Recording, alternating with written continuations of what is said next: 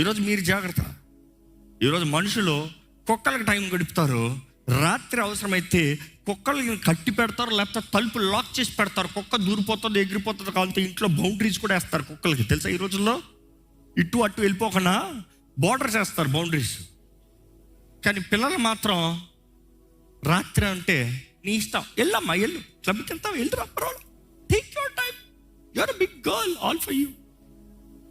Limit లేదు, training లేదు. కుక్క నేర్పిస్తున్నావు, ఇంట్లో వచ్చకొట్టకూడదు, బయటికి పోవాలి రోడ్డు మీద. కానీ పిల్లలు డిసిప్లైన్ లేదు.